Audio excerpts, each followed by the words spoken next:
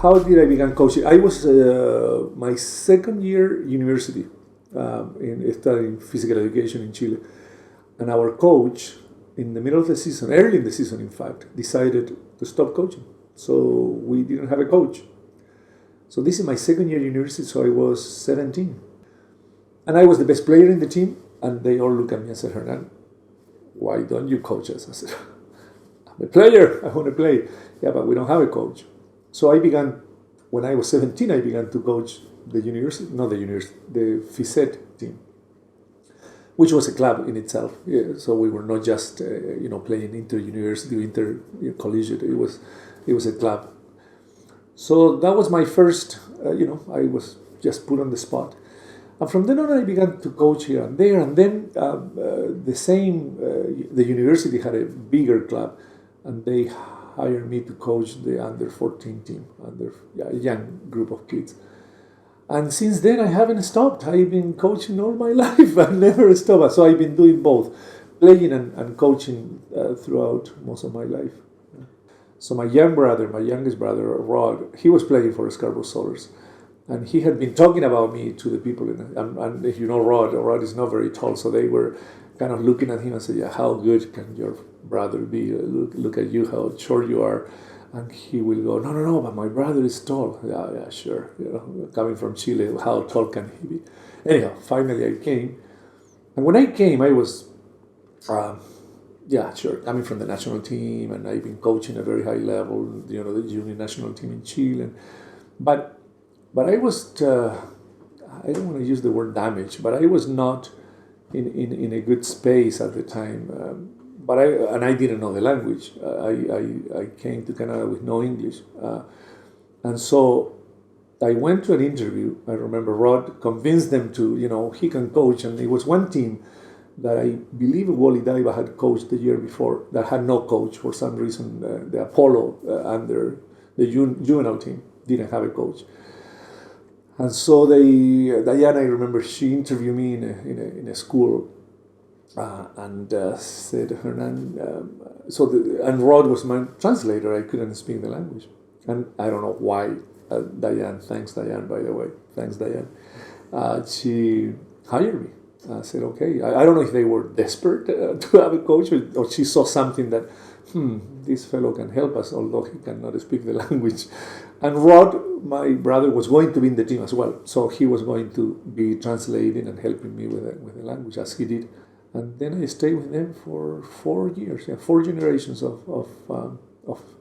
Apollo. And we ended up winning the Canadian Championship the last year. And it was wonderful. It was a great experience. Those kids taught me so much about Canada, about Canadian youth, about language, they taught me, I think it was one of the great exchange of, teaching and learning. So thank you, Scarborough Solars. The story goes a bit further. I went to the '92 Olympics with the indoor men's team, and so I had already had an Olympic experience before the '96 Olympics, and I had coached. In fact, the last team that I coached at Scarborough Solars, John was one of the players, and he was one of the top players that I had in that team. Now that was a very good team. I had very good players, but John was one of them.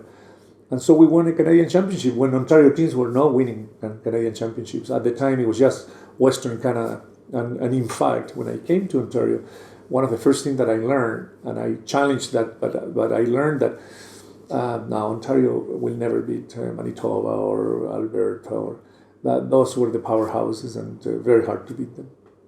And I thought, why? If we train well, we can beat anyone. And so John knew of me because I coached him when he was in high school. And then, as I said, I went to the Olympics, and then they were in this road to the Olympics themselves. They were trying to qualify for the '96 Olympics.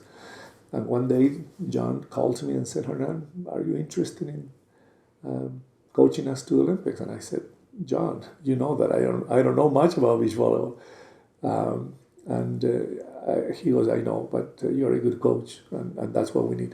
And the fact that I had Olympic experience, that I had been at the Olympics, it was critical, obviously, for them to make that decision of calling me and inviting me.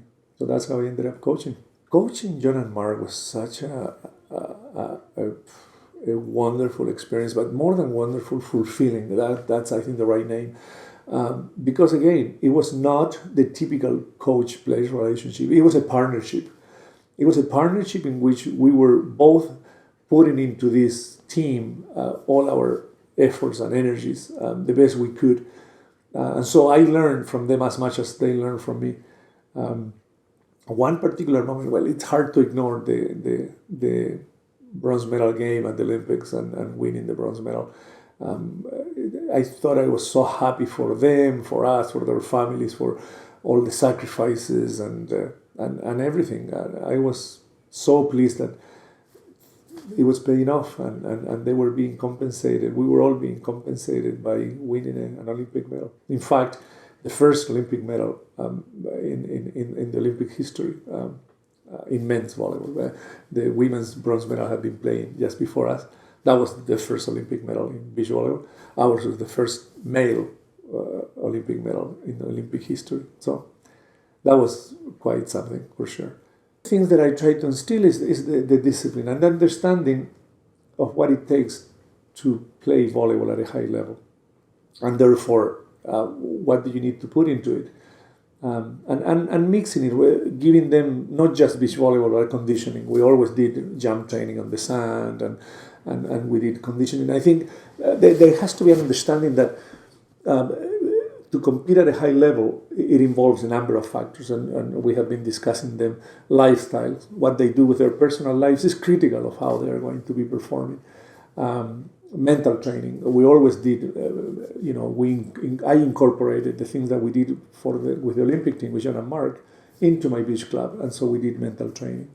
And this notion of discipline, just if you're going to be for 2 hours doing this, let's try to create a fun environment, but discipline.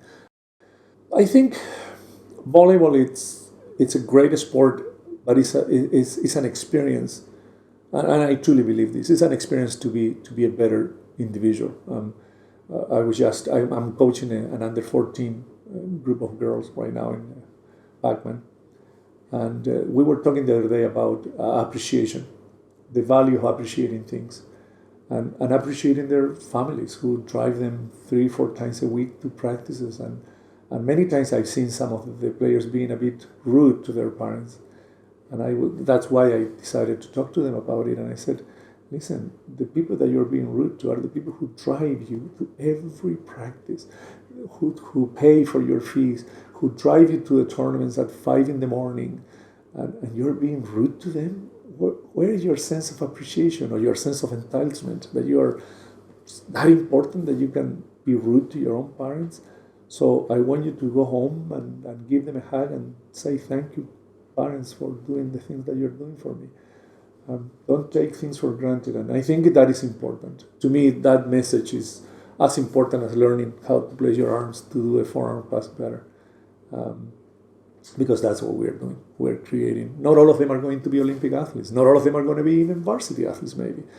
But they are going to be people and members of our society. And I think we have an opportunity to create good members of our society in our hands.